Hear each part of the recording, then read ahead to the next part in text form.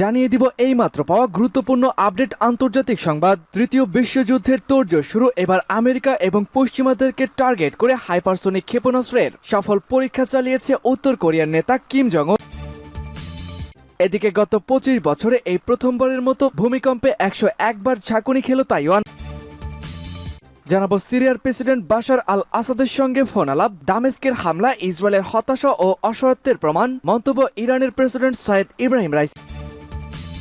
জানাবো নেতানিয়াহুর উপরে গজব শুরু, ধীরে ধীরে আগের থেকে আরো অসুস্থ হয়ে যাচ্ছেন। কি হয়েছিল এই ইসরায়েলের প্রধানমন্ত্রীর, জানাবো এ ব্যাপারে বিস্তারিত প্রতিবেদন।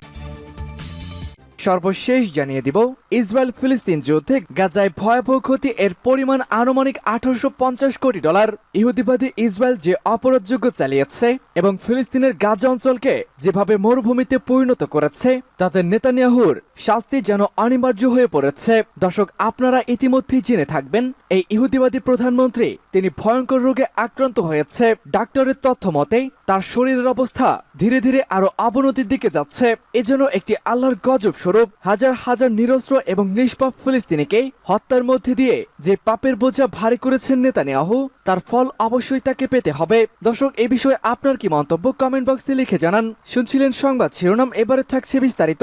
তার আগে আমাদের ভিডিওটিতে একটি লাইক দিন এবং চ্যানেলটি সাবস্ক্রাইব করে পরবর্তী আপডেট সংবাদ সবার আগে পেতে আমাদের সাথেই জুড়ে থাকুন। বাশার আল আসাদের সঙ্গে ফোন আলাপ, দামেস্কে ইসরায়েলের হামলা পুরোপুরি হতাশা ও অসহায়ত্বের প্রমাণ, মন্তব্য প্রেসিডেন্ট রাইসি।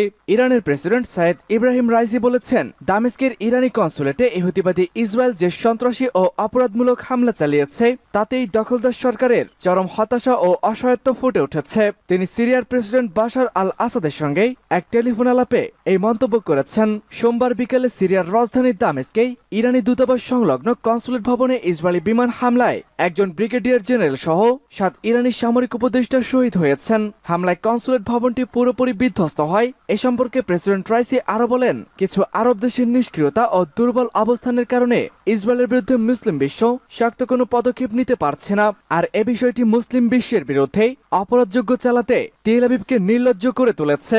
ইসরায়েল বর্তমানে যেসব ভয়াবহ অপরাধযোগ্য চালাচ্ছে তাকে মৃত্যুমুখে পতিত একটি সরকারের শেষ আস্ফালন বলে মন্তব্য করেছে ইরানের প্রেসিডেন্ট। তিনি বলেন, খড়খুঁটো ধরে প্রাণ বাঁচানোর শেষ প্রচেষ্টায় সব ধরনের মানবিক ও আন্তর্জাতিক আইন লঙ্ঘন করেছে ইসরায়েল। তেল আবিবের অপরাধী সরকারের অর্থ, অস্ত্র ও গণমাধ্যম সহযোগিতা দিয়ে টিকিয়ে রাখার জন্য তিনি আমেরিকা ও তার পশ্চিমা সহচরদের দায়ী করেছেন। ফোন আলাপে দামেস্কের ইরানি কনসুলেট ভবনে ইসরায়েলি হামলার তীব্র নিন্দা জানিয়ে সিরিয়ার প্রেসিডেন্ট বাশার আল আসাদ বলেছেন, তেল আবিব আন্তর্জাতিক আইন লঙ্ঘন করে এই হামলাটি চালিয়েছে এবং এর ফলে তেল আবিবের নৈতিক অবক্ষয়ের বিষয়টি আরেকবার প্রমাণিত হয়েছে। তিনি বলেন, গাজায় ইসরায়েল সরকার ফিলিস্তিন প্রতিরোধ আমেরিকাকে টার্গেট করে হাইপারসোনিক ক্ষেপণাস্ত্রের সফল পরীক্ষা চালিয়েছে উত্তর কোরিয়া। উত্তর কোরিয়ার সর্বশেষ যে অস্ত্রের পরীক্ষা চালিয়েছে তা একটি মাঝারি থেকে দূরপাল্লার হাইপারসোনিক ক্ষেপণাস্ত্র ছিল। দেশটির নেতা কিম জং উনের উপস্থিতিতে ক্ষেপণাস্ত্রটি উৎক্ষেপণ করা হয়। বুধবার রাষ্ট্রীয় গণমাধ্যম এই কথাটি জানিয়েছে। ক্ষেপণাস্ত্রটি পরীক্ষার একদিন পর রাষ্ট্রীয় বার্তা সংস্থা কেসিএন বলেছে, সামরিক কৌশলগত দিক থেকে গুরুত্বপূর্ণ অর্থ বহনকারী নতুন একটি মাঝারি থেকে দূরপাল্লার হাইপারসোনিক ক্ষেপণাস্ত্রের পরীক্ষামূলক উৎক্ষেপণ সফলভাবে সম্পন্ন হয়েছে। ক্ষেপণাস্ত্রটি উৎক্ষেপণের পর কিম বলেছেন, উত্তর কোরিয়া এখন কৌশলগত ক্ষেপণাস্ত্র তৈরির ক্ষমতা অর্জন করেছে যা সলিড ফুয়েল চালিত এবং পরমাণু অস্ত্র বহনে সক্ষম। সিউলের সামরিক বাহিনী জানিয়েছে, মঙ্গলবার ভোরে উৎক্ষেপিত ক্ষেপণাস্ত্রটি প্রায় 600 কিলোমিটার পথ অতিক্রম করে দক্ষিণ কোরিয়া ও জাপানের মধ্যবর্তী পানি সীমায় আছড়ে পড়ে। ক্ষেপণাস্ত্রটি 1000 কিলোমিটার পথ অতিক্রম করতে সক্ষম বলে কেসিএনের খবরে বলা হয়েছিল। ইহুদিবাদী ইসরায়েলের নৃশংস হামলায় গাজায় অবকাঠামোর ক্ষতি আনুমানিক $850 কোটি। ফিলিস্তিনের অবরুদ্ধ গাজা উপত্যকায় টানা 6 মাস ধরে ধ্বংসযজ্ঞ চালিয়ে আসছে দখলদার ইসরায়েল। ইসরায়েলি এই ধ্বংসযজ্ঞ এতটাই ভয়াবহ, যুদ্ধের মাত্র 4 মাসে প্রায় 18 বিলিয়ন বা $1850 কোটি অবকাঠামো হারিয়েছে ফিলিস্তিনিরা।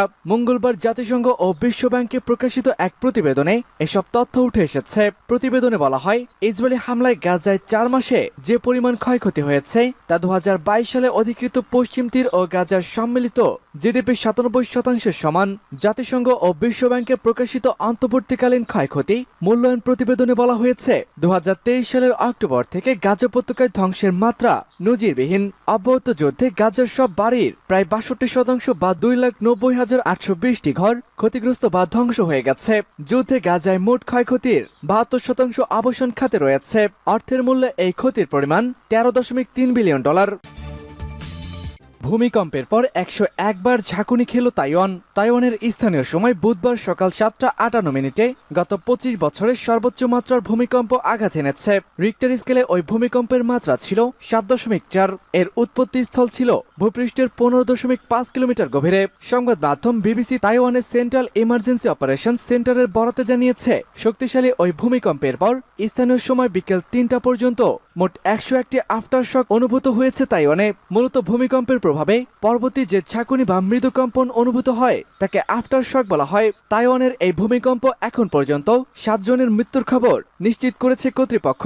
আগত হয়েছে 7 শতাধিক এবং এ পর্যন্ত নিখোঁজ রয়েছে 77 জন। ভূমিকম্পের প্রভাবে সুনামির সতর্কতা জারি করেছে পার্শ্ববর্তী দেশগুলো। চীন, জাপান ও প্যারাগুয়ের সহায়তার ঘোষণা দিয়েছে তাইওয়ানকে। তাইওয়ানের পররাষ্ট্র মন্ত্রণালয় এসব সমর্থন প্রস্তাবের জন্য ধন্যবাদ জানিয়ে বিবৃতি প্রকাশ করেছে। তাইওয়ানের প্রেসিডেন্ট সাই ইং-ওয়েন এক মিডিয়া ব্রিফিংয়ে বলেছেন, এই সময় যখন ঘন ঘন আফটার শক হচ্ছে, সরকারকে অবশ্যই তথ্যের নির্ভুলতা নিশ্চিত করতে হবে। প্রয়োজনীয় লোকদের সময় মতো সহায়তা প্রদান করতে হবে যাতে লোকেরা স্বাচ্ছন্দ্য এবং নিরাপদ বোধ করতে পারে। তিনি বলেন, আমরা একসঙ্গে কাজ করতে প্রস্তুত।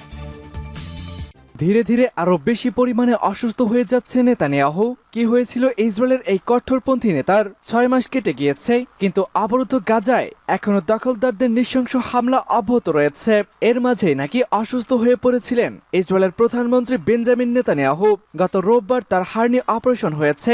চিকিৎসকেরা জানিয়েছেন তিনি এখন ধীরে ধীরে সুস্থ হয়ে উঠছেন। পিটিআই সূত্রে খবর, জেরুজালেমের এইন কায়েমে হাদাসা হাসপাতালের অস্ত্রোপচার হয়েছে এই 74 বছরের নেতানিয়াহুর। সার্জারির সময় তাকে পুরোপুরি সংজ্ঞাহীন করে রাখা হয়েছিল। সোমবার ইসরায়েলের রাষ্ট্রনেতার শারীরিক অবস্থার কথাটি জানানো হয়েছে প্রধানমন্ত্রীর কার্যালয় ও হাসপাতালের কর্তৃপক্ষের তরফে। হাদাসা হাসপাতালের চিকিৎসক অ্যালেন পিকারস্কি জানিয়েছেন, পরিকল্পনা মতো বেঞ্জামিন নেতানিয়াহুর অস্ত্রোপচার সফল হয়েছে। তার জ্ঞান ফিরেছে, তিনি পরিবারের সদস্যদের সঙ্গে কথা বলতে পারছেন। এ নিয়ে নেতানিয়াহুর দপ্তর জানিয়েছে, সোমবার বিকেলে রুটিন চেকআপের সময় প্রধানমন্ত্রীর হার্নিয়া ধরা পড়েছে। তারপরে চিকিৎসকদের সঙ্গে কথা, রোববার অপারেশনের পরিকল্পনা করা হয়। হাসপাতালে ভর্তি হওয়ার আগে তিনি গাজায় ফিমেল ইসরায়েলি ডিফেন্স ফোর্সের যারা পণবন্দী রয়েছেন তাদের পরিবারের সঙ্গে বৈঠক করেছেন। যুদ্ধকালীন মন্ত্রিসভার সঙ্গেও আলোচনা করেছেন তিনি। নেতানিয়াহুর অপারেশন চলাকালীন আইনমন্ত্রী ইয়াভির লেভিন প্রিমিয়ার হিসাবে বেশ কয়েক ঘন্টা দায়িত্ব সামলেছিলেন।